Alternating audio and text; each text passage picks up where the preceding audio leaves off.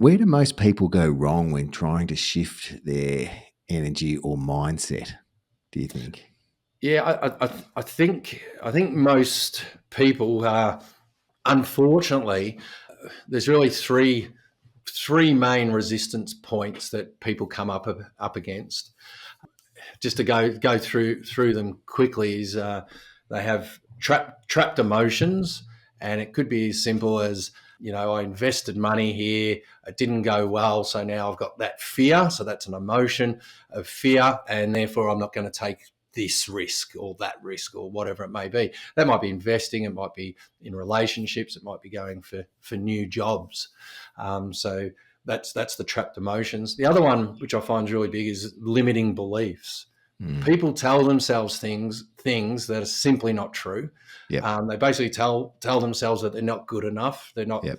smart enough, they're an imposter, they're not liked, whatever it may be. They're pulling that out and deciding to believe that and run with that.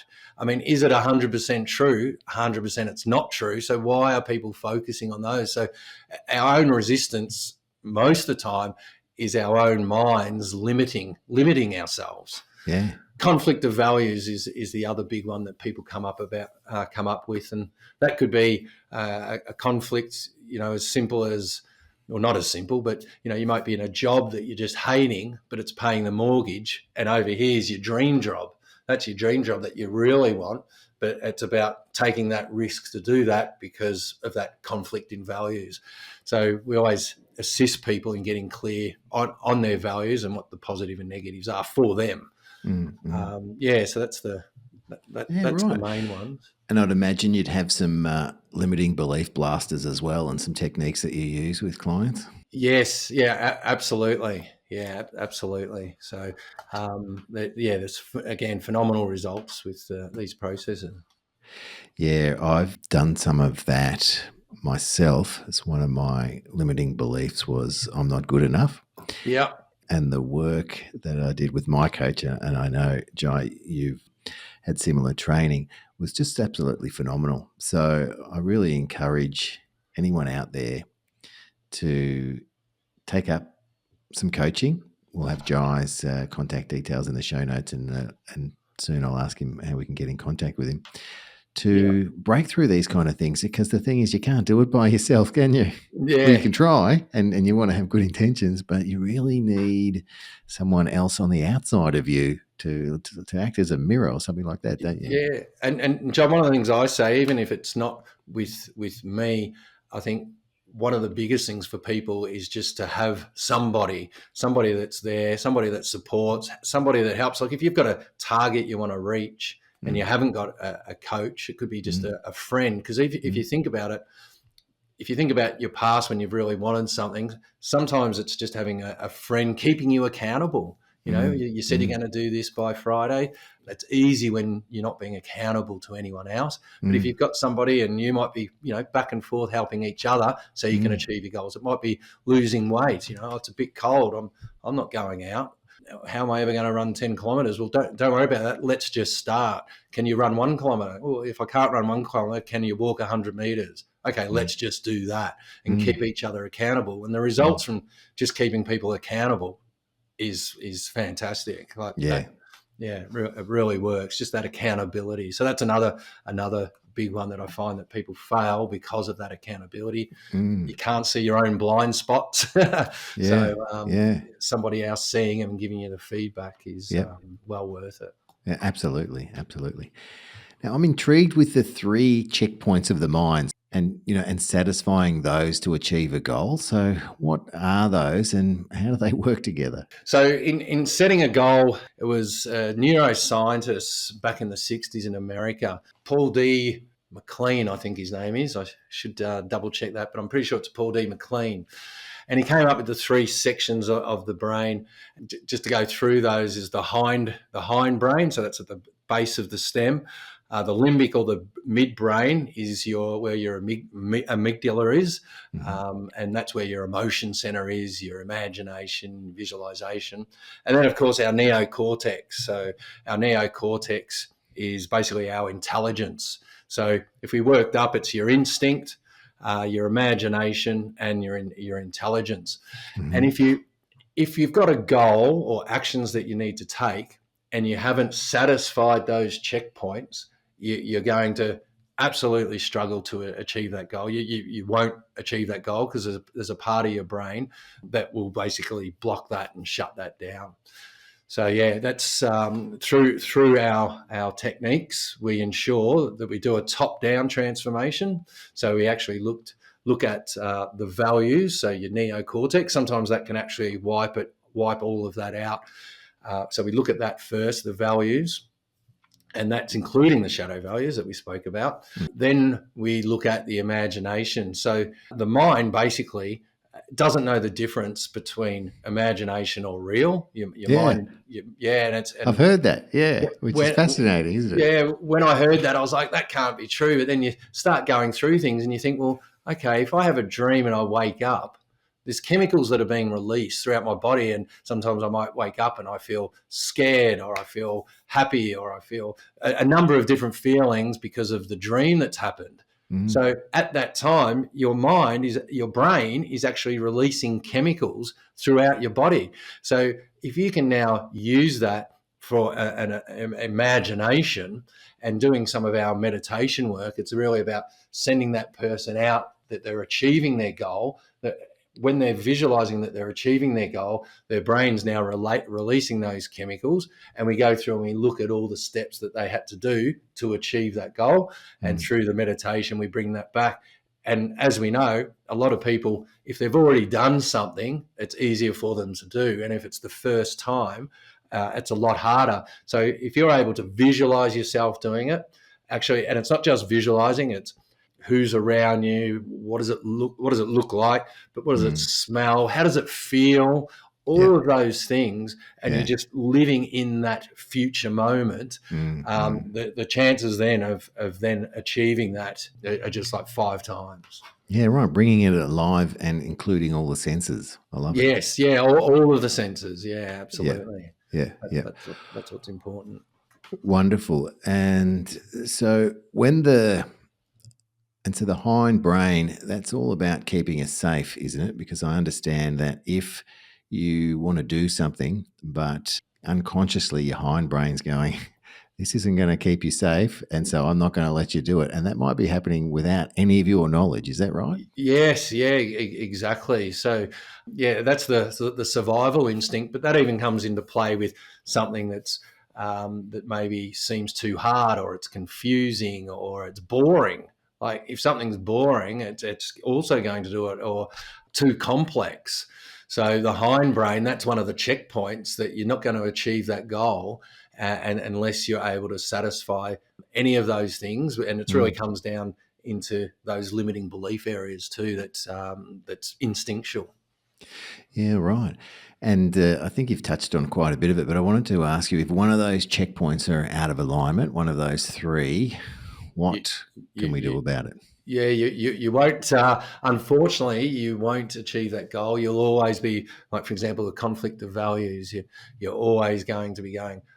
It could even be just an easy one like a holiday. Oh, should I go to Bali or Fiji? And then you end up going, oh, I really want to go to Bali, but no, I'll go to Fiji. And then half the time you're at Fiji, you're thinking, oh, Bali would have been better. Oh, this food's not as good. And the whole time your mind's just doing that. So absolutely getting clear on what your values are, and your shadow values, so there's no conflict. Hmm. And then of course with the imagination that I mentioned, trapped emotions, and then ensuring that you eradicate the limiting beliefs.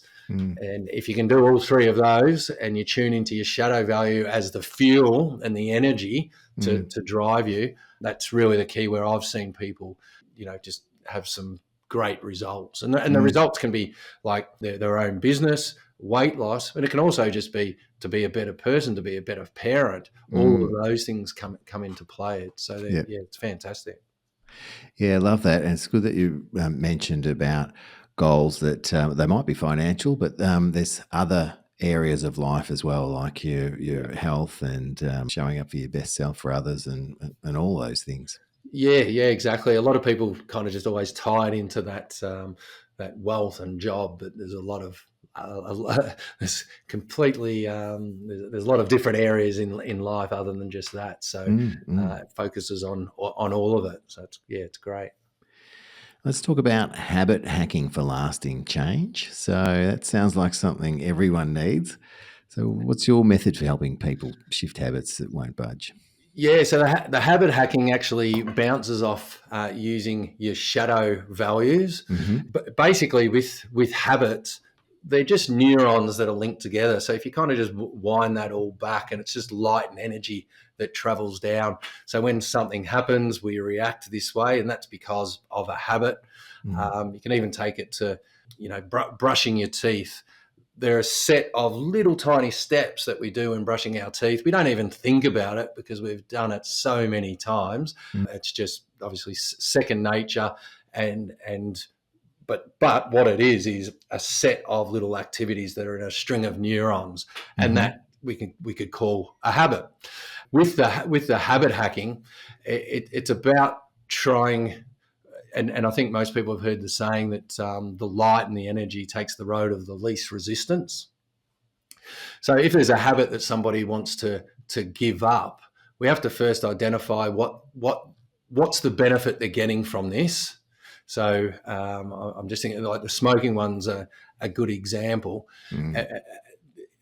I'll use the smoking one because most people can relate to it, but it could be drinking, it could be gambling, it could be whatever it may be. It could be how I overreact to a partner. It can be any of those things, because what I've found, and sorry to digress a little bit, is that Fine. every debate or not debate, every argument or disagreement that people have, whether it's your partner or a work colleague, if you actually wind that down, it is basically somebody's values or expectations haven't been met. So either my expectation hasn't been met and it's caused a decrease in my values, or their expectation hasn't been met and it's caused a decrease in their values.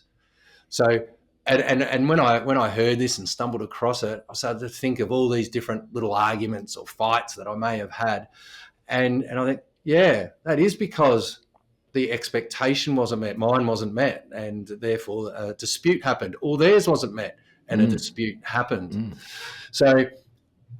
So, like I said, with smoking, if that's a habit that people want to eradicate, it's, well, what am I getting from that? And let's to keep it simple, they might get a sense of feeling cool.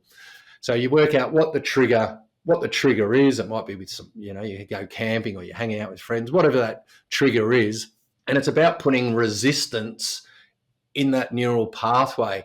And when I say resistance, it's about putting in, how am I going to get a lesser feeling of belonging by doing this activity? Now you find an activity that's empowering, that's aligned to your goals, that's aligned to your vision. Using that shadow value, now how am I going to get a greater sense of belonging by not smoking? And you work with the person to actually identify that. Now, I can never, ever tell the person how they can get it. It has to come from them. And when it comes from them, they own it. It's not like, oh, here's some information, you have to believe it or not. When we elicit that information, it comes from you. And when it comes from you, you 100% believe it. Yep. So that the habit hacking tool is really powerful. I've had people that itch their skin when they get anxious and so forth. So it's using that exact same methodology around any habit.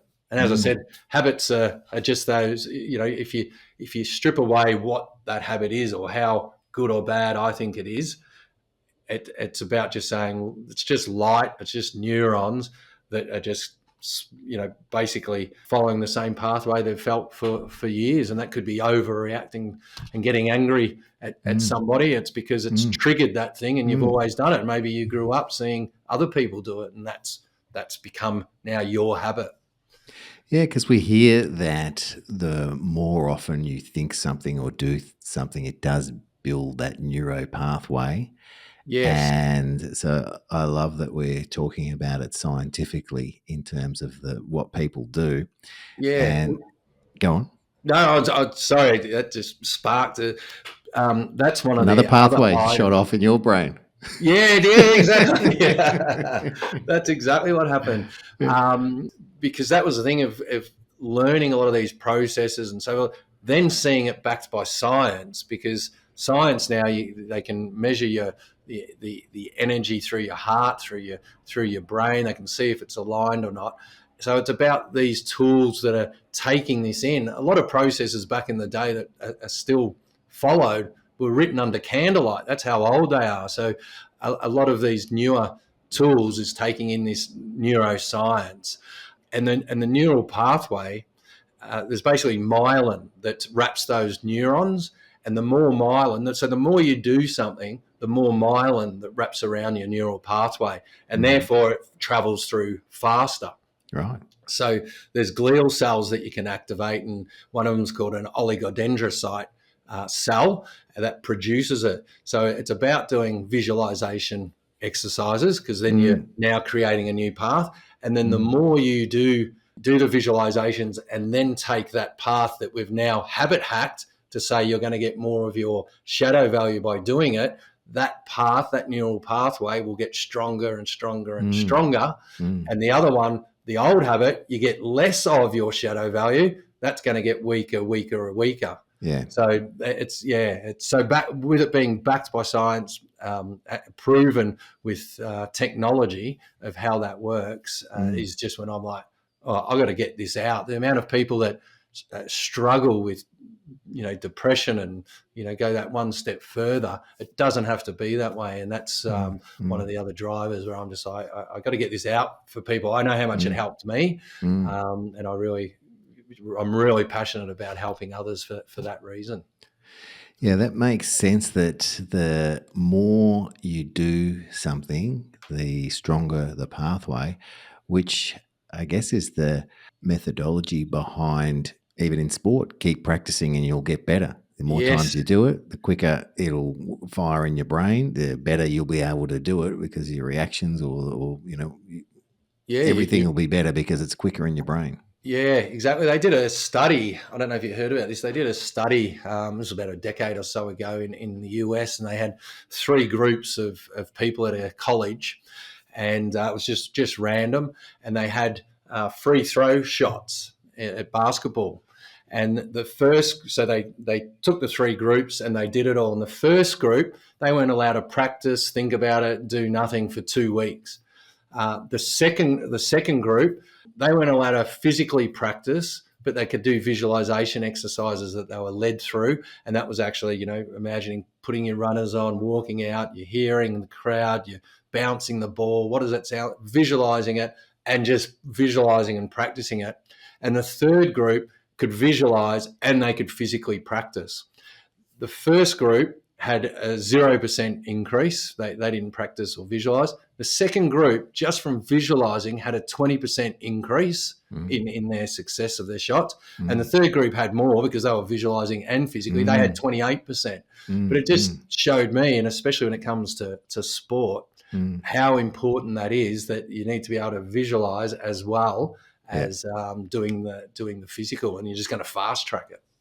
Yeah, I love that, and I love that it's been backed up by a study. Yeah.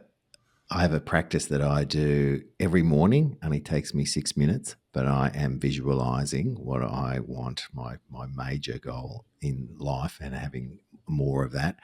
Yeah. And for these reasons as well, because I've heard it, it's good, and I'm doing it, and I like doing it as well. It gives me a great feeling to start the day. So in some respects, I obviously want the goal to achieve the goal, but in some respects, it almost doesn't matter because I'm getting the feeling of achieving it every morning anyway. From doing your meditation type exercises. That's fantastic. Well, and if you're doing that, absolutely you'll get there.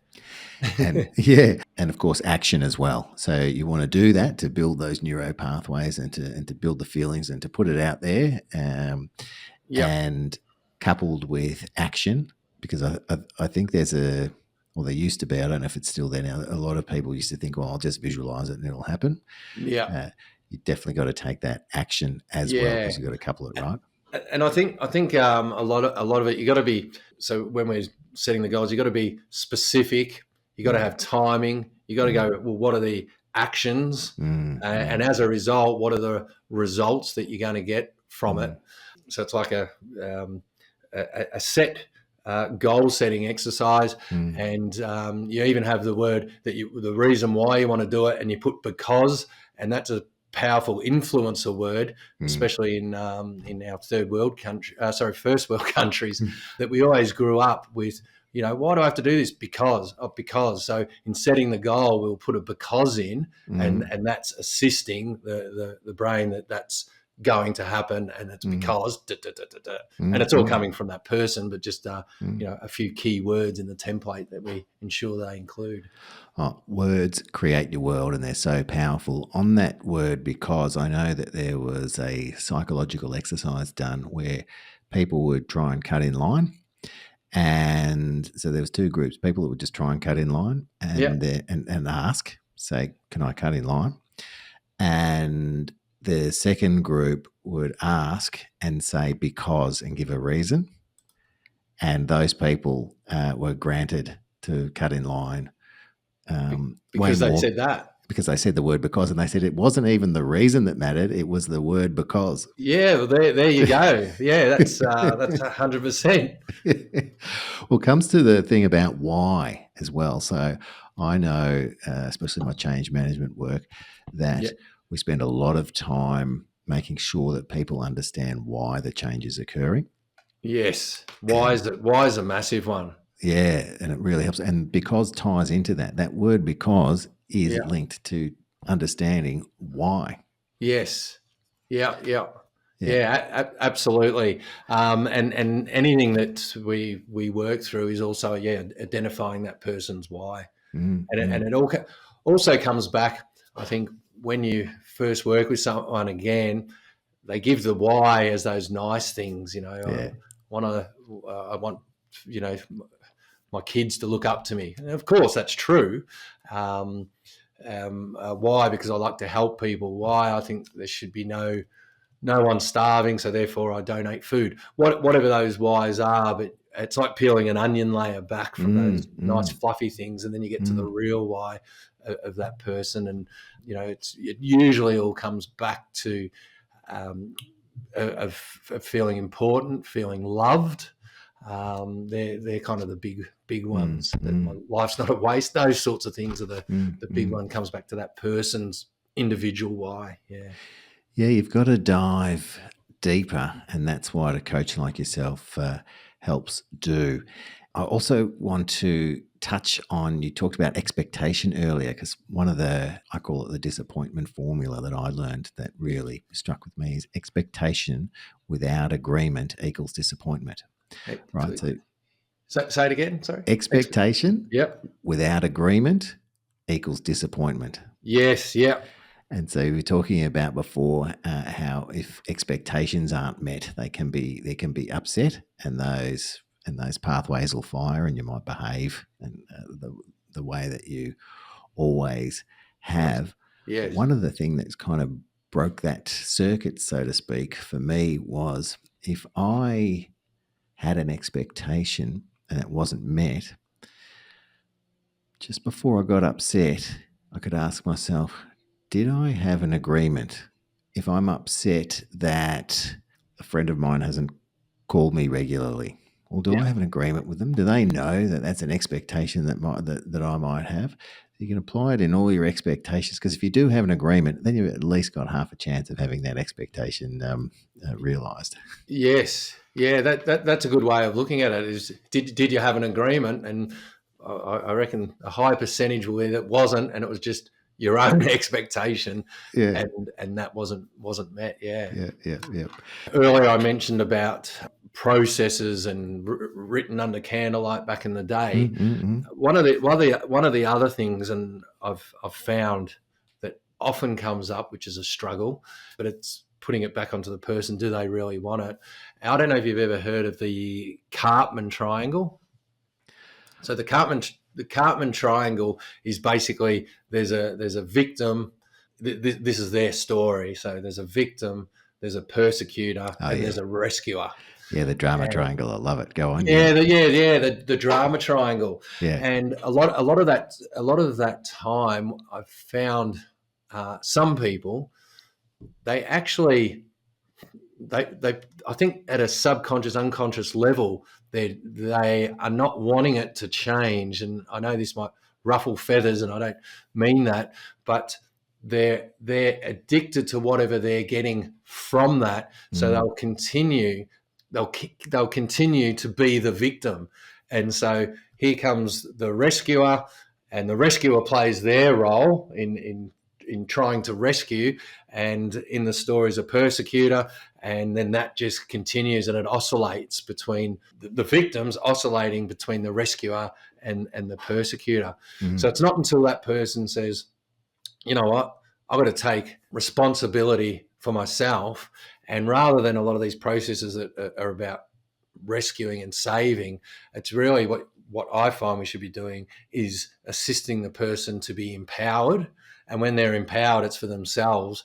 But that person has to want to get out of that. Now, if they're getting too much attention from being the victim, Mm. it's about trying to say, well, what's an empowering, what's your vision, what's your goal? Oh, because of this, I can't do it. It's about empowering them and assisting them to see that, hey, that they could get more attention by basically drawing a line in the sand and taking responsibility for their actions going forward. Mm. But a lot get caught up in it, unfortunately, and they actually look for that drama. And I sometimes wonder, because it's happening at a subconscious level, maybe it's not even their fault. It's their Mm. cells vibrating, and the cells Mm. just want to feel the same as they always have. They Mm. just want to feel safe, because the Mm. cells don't know Mm. what's right and wrong, what's Mm. positive and negative. The cells Mm. just want to feel the same because it's within our comfort zone. Mm. Mm. Yeah, really powerful, Jai. Thanks for explaining that. So, Yeah.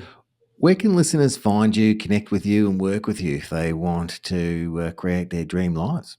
Yes, I'm on Instagram and Facebook. So it's Jai Thomas at Zoho Coaching. They can also email me directly. So it's jai at zohocoaching.au. There's no com, it's just .au. Nice, because we'll have all that in the show notes. So our show is called Rise and Thrive Conversation for Greatness, and I ask all my guests, how do you define greatness and what does it mean to you? I think greatness is for somebody to really live the life that they deserve.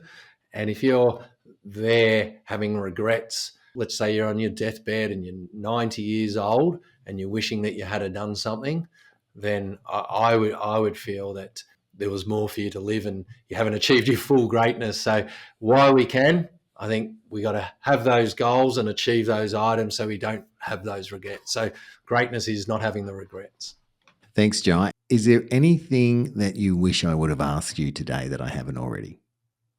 I think probably not a specific question, but I think it's kind of reiterating what I've said, that when events happen to people, that they can be absolutely tragic in whatever way for that person. As I said, the above and below the line, and depending how bad it is, that might be way down here to up here, is I like to think of it as like your lifeline. Your entire life has all these ups and downs, and it's certainly like a Bitcoin share graph, lots of ups and downs, and something that may have been so impactful 10 years ago is hardly a blip on the radar. So if you're caught up in something now that you just fully can't see a way out, just know, I believe, take solace that it's happened for a reason. Take the learnings from that, and then you know that one day you'll look back and go, well, that happened for a reason, and look at me now. Mm. So not to get caught up in that as overwhelmed, and you'll never get relief. You will get relief, and you'll look back and it will just be a blip on your radar, no matter how big it is at that time. Nice one, Jai. So, as you've heard, he's real, he is results focused, and his mission is simple, and he helps you create a life that you deserve on your terms. Jai, thanks for being on the show. I know myself, and I'm sure everyone listening has got so much out of it. Appreciate your time today. Thank you, John. Appreciate it big time. And yeah, thanks a lot. Thanks for joining us on Rise and Thrive Conversations for Greatness with John Merkus. Remember, you are loved, you are worthy, and you do matter. Embrace the journey of personal growth and motivation. Let's go out there and do something great. Follow or subscribe for more insights and inspiration every Tuesday. Until next time, stay awesome.